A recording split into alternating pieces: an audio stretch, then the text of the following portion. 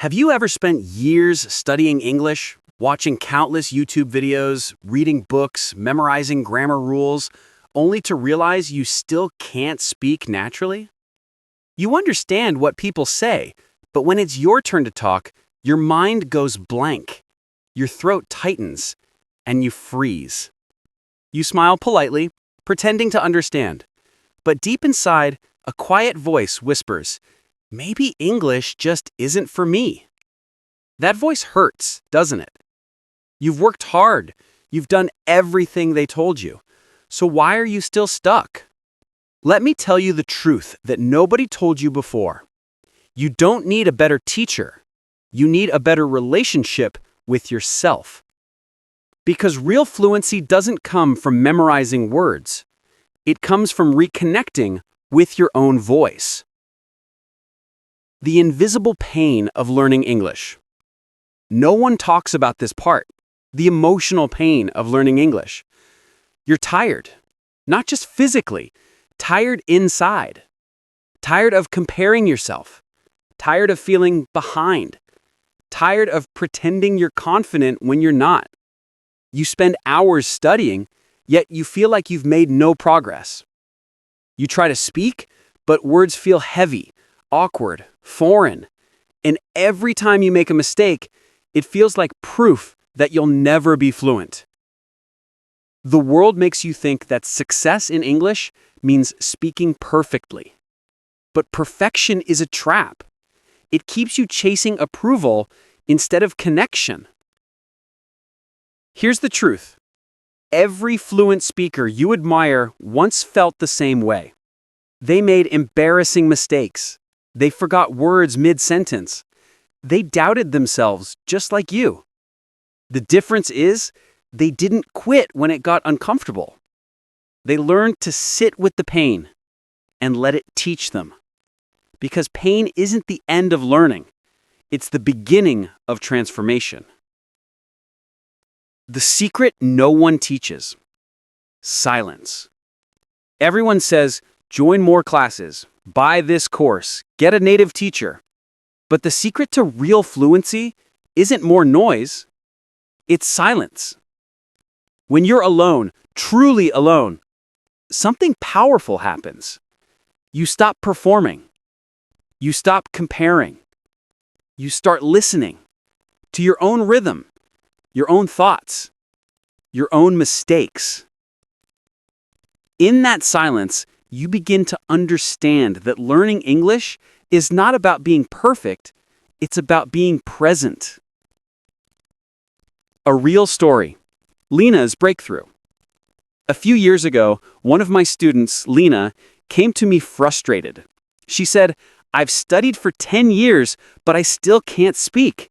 Maybe I'm just not talented." I looked at her and smiled. I said, "You don't need more talent. You need more time with yourself." So I gave her one task. 10 minutes alone every morning. No books, no grammar, no pressure. Just her, a cup of tea, and a short English story. At first, she didn't believe it would help, but after 1 week, she came back glowing. She said, "I didn't just learn English, I learned how to listen." That's when I realized something powerful. Most people don't fail at English because they're lazy. They fail because they never give themselves the space to listen quietly. Silence is not emptiness. It's the soil where confidence grows. Step 1. Build a simple human routine. You don't need a perfect study plan. You just need rhythm.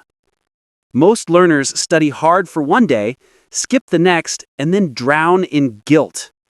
That guilt kills motivation faster than any bad teacher ever could.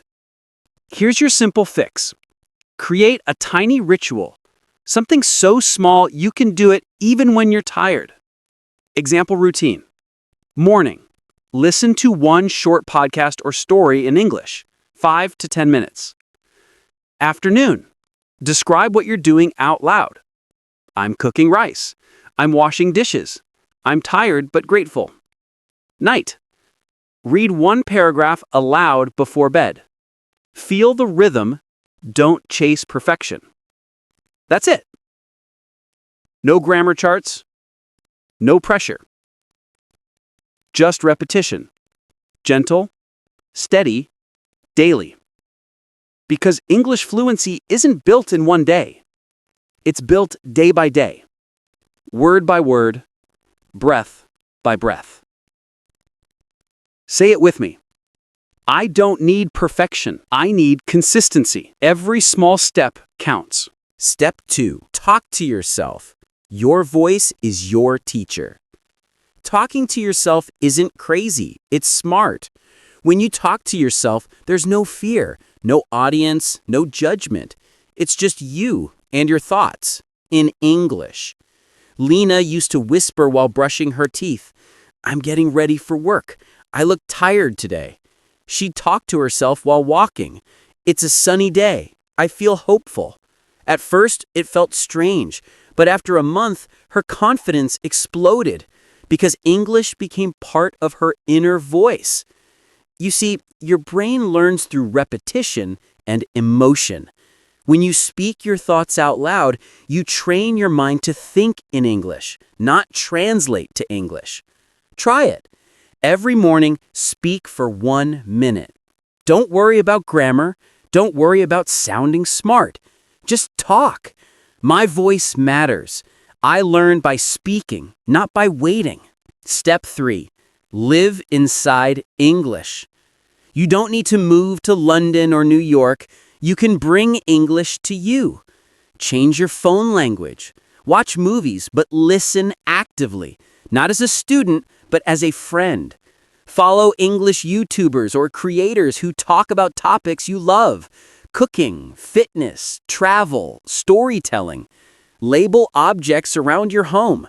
Mirror, door, fridge. Let English become part of your environment, not just your to-do list. When you surround yourself with English, your brain starts to recognize patterns naturally. Soon, you'll stop studying English and start living in it. It's like music. When it's always playing in the background, it becomes part of you. I live in English every day. English is not my subject, it's my lifestyle. Step 4. Be patient. Fluency grows like a tree. We live in a world addicted to speed. Everyone wants quick results, fluent in 30 days, English in 3 weeks. But that's not how real learning works. Fluency grows quietly, like a tree. You don't see it every day, but roots are forming underground. One day, without realizing it, you'll understand a movie without subtitles. You'll reply to someone in English naturally. You'll think, wait, did that just come out of me? That's how fluency works. Invisible progress, visible results. So please, don't rush. Don't punish yourself for not being fast enough. Fluency takes time, and I'm patient with myself. I'm not behind, I'm becoming. Every small step, every mistake, every repetition, it all counts. Step 5. Mindset is everything. Fluency isn't about having a perfect accent or knowing fancy words. It's about mindset. When you think like a student, you study. When you think like a master, you live the language. A master doesn't fear mistakes, he studies them. He doesn't compare himself to others, he competes only with his past self. Stop chasing approval. Stop trying to sound native. Start trying to sound real. Your accent is your story. Your mistakes are your evidence of courage. I'm not afraid to sound imperfect. Every day, I'm mastering myself. Step 6. The beauty of struggle. Learning English will test you. It will make you doubt yourself. You'll feel lost, stupid, small. And that's okay, because every time you face that pain and keep going, you become stronger than yesterday. Fluency isn't just about language. It's about courage. It's about patience. It's about believing that small progress is still progress. Every minute you speak English, even badly, is an act of bravery. Every time you open your mouth, you're fighting fear, and every fight makes you stronger. One day, someone will ask, "Wow, how did you learn to speak English so well?" And you'll smile and say, "I just never stopped." Step 7. Your new beginning. If you're learning English alone, listen carefully. You are not alone. There are millions of learners around the world sitting quietly in their rooms, just like you, watching videos, repeating words, whispering sentences into the mirror. They are building a new version of themselves, one word at a time. You are part of that silent movement, a community of dreamers who learn not through luck, but through faith. So don't wait for perfect conditions. Don't wait for confidence. Start now, because the world doesn't need perfect English speakers. It needs brave ones. I can learn English. I will keep going. I'm proud of my journey. If this message touched you, don't keep it to yourself. Someone out there needs to hear this today. Comment below. I'm starting my English journey, alone but strong. That's your first public promise, your first act of courage. Like this video if it gave you hope. Subscribe so we can walk this path together, learning English, growing confidence, and healing our fear of speaking.